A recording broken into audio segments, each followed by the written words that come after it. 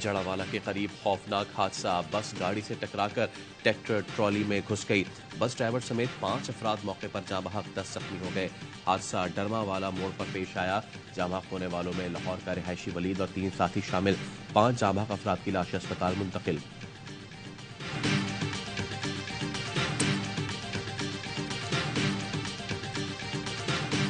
لاہور میں 14 سالہ لڑکے کی خطرناک کار ڈرائیونگ نے خاندان اجاڑ دیا۔ دوسری کار میں بیٹھے 2 بچوں سمیت خاندان کے 6 افراد جاں بحق۔ ڈیفنس میں خوفناک ٹریفک حادثہ پیش آیا۔ پولیس نے کم عمر لڑکے افنان کو گرفتار کر کے تھانے میں بند کر دیا۔ بحریہ آرچرڈ کے قریب وین ٹرالے میں جا گھسی، 1 شخص جاں بحق، 4 زخمی۔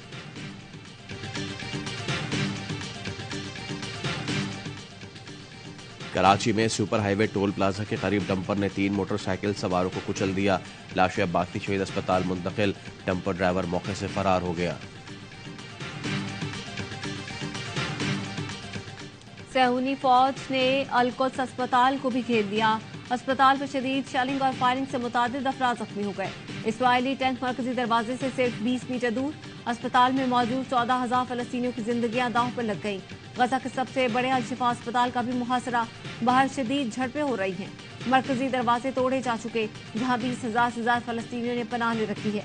غزہ کے سب سے بڑے الشفا اسپتال میں بجلی بند، آکسیجن ختم، انکیوبیٹر میں موجود 39 میں سے 2 بچے دم توڑ گئے۔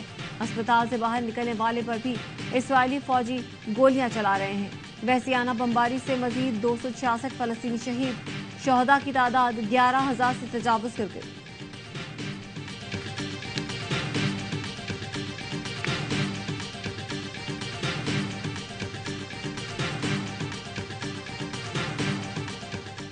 کچھ کرے اس سے پہلے کہ بہت دیر ہو جائے۔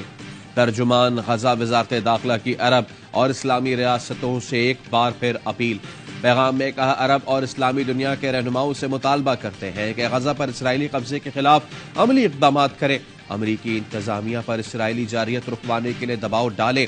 ہمارے لوگوں کی نسل کشی ہو رہی ہے اور ظالم دنیا دیکھ رہی ہے۔ عالمی طاقتیں اسرائیل کو اسلحے کی فراہمی بند کرتے، غزہ کا محاصرہ ختم، امداد کی فوری ترسیل کی اجازت دی جائے۔ ریاض میں عرب لیگ اور OIC ہنگامی اجلاس کا مشترکہ اعلامیہ۔ اسرائیلی حملوں کو حق دفاع کے طور پر بیان کیا جانا مسترد۔ اسرائیلی دہشت گردی، جنگی جرائم اور قتل عام کی مذمت، عالمی عدالت انصاف سے تحقیقات کا مطالبہ۔ مسلم لیڈرز واضح پیغام دینے میں ناکام۔ غزہ میں قتل عام کے 36 روز بعد بلائے گئے اجلاس میں روایتی تقریریں، جنگ بندی کی تکرار۔ اسرائیل کو الٹیمیٹم دیا، نہ مغربی قوتوں کو للکارا۔ ترک اور ایرانی صدور کا سخت موقف۔ ابراہیم رئیسی نے کہا، اسلامی ملکوں کو اسرائیل کا مکمل بائیکاٹ کرنا پڑے گا۔ مصر غزہ میں امداد پہنچانے کے لیے تعاون فراہم کرے۔ طیب اردوان نے کہا، غزہ پر اسرائیلی بمباری پر دنیا کی خاموشی شرمناک ہے۔ مسجد اقصی ہمارے لیے ریڈ لائن ہے۔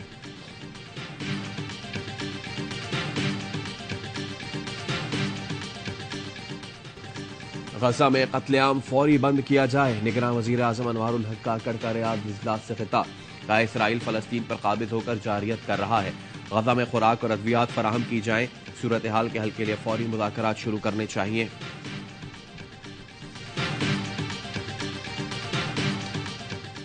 اسرائیل کی زمینی فوج کو غزہ میں شدید مزاحمت کا سامنا۔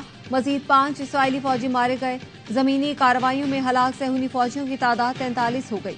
القسام بریگیڈ کے ترجمان ابو عبیدہ کہتے ہیں، دشمن اپنی جارحیت کی قیمت چکائے گا۔ دشمن کو 1 دن یا 1 گھنٹہ بھی سکون نہیں ملے گا۔ ہماری مزاحمت نے خطے کی طاقت و قوت کو خوفزدہ کر دیا ہے۔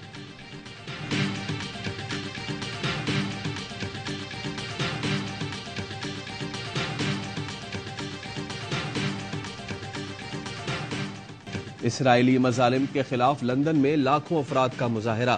فلسطینی پرچم اٹھائے مظاہرین کی اسرائیل کے خلاف نعرے بازی۔ خواتین اور بچوں کے علاوہ ویل چیئر پر بزرگوں کی بھی شرکت۔ برطانوی وزیر اعظم کی مظاہرے پر پابندی لگانے کی کوشش ناکام۔ چیف پولیس کمشنر نے رشی سنک کی ہدایت ماننے سے انکار کر دیا۔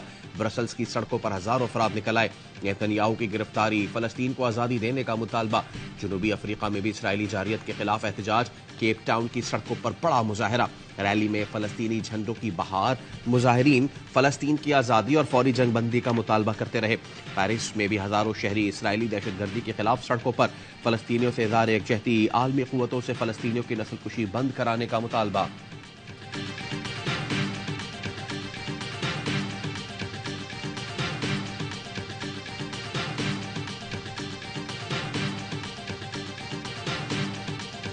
خیبر پختونخوا کا نیا نگراں وزیر اعلیٰ کون ہوگا؟ گورنر غلام علی کی آئینی ماہرین سے مشاورت. سابق وزیر اعلیٰ محمود خان اور سابق اپوزیشن لیڈر اکرم درانی کو آج بلا لیا.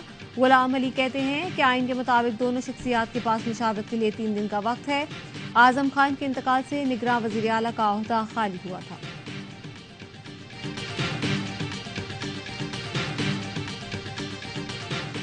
سندھ میں انتخابی اتحاد کا مشن. لیگی وفد میں آج MQM قیادت سے ملاقات کے لیے بہادرآباد جائے گا. گزشتہ روز نون لیگی وفد کی کراچی میں GDA کے سربراہ پیر پگارا سے ملاقات. نواز شریف کا پیغام پہنچایا. سعد رفیق نے کہا کسی جماعت کے خلاف اتحاد نہیں بنا رہے. وقت آ گیا ہے سندھ میں متبادل قیادت لائی جائے.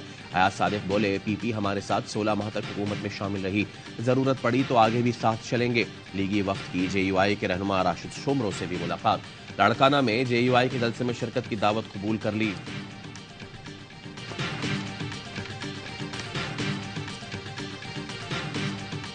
سلمان اقبال ورلڈ میمن آرگنائزیشن کی دوسری بار بلا مقابلہ صدر منتخب. سلمان اقبال دوسری بار 3 سال کے لیے صدر WMO منتخب ہوئے.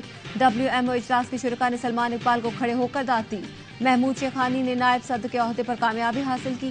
شبانہ عبدالرزاق نے گلوبل لیڈیز چیئر کا عہدہ دوبارہ سنبھال لیا.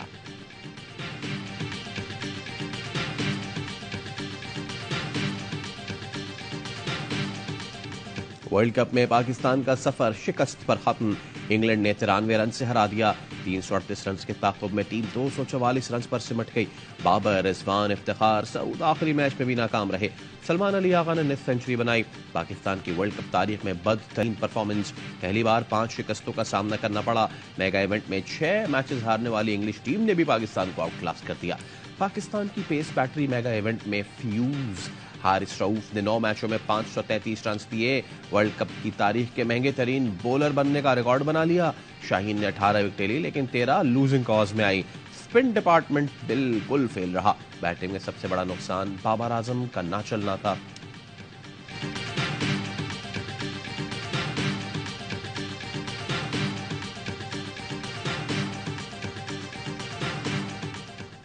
کہاں سے اٹھا کے لے کر آ گئے ان لوگوں کو. ملک کی کرکٹ تباہ کر دی ہے. بات کرتے ہیں ہمارے پلیئرز کی. پہلے وہ تو دیکھیں وہ کیا کر رہے ہیں.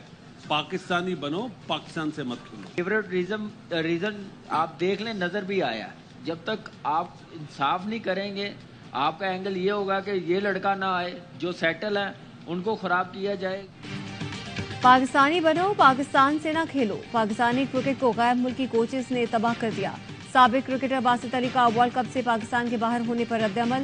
ہر لمحہ پرجوش میں کامران اکمل نے کہا جہاں پسند ناپسند ہوگی نتیجہ ایسا ہی آئے گا. ذمہ دار مکی آرتھر اور بابر اعظم ہیں. اظہر علی نے سوال اٹھایا کپتان نے غلطیاں کی ہوں گی لیکن کیا کسی نے انہیں بتایا نہیں، نہ کسی نے روکا.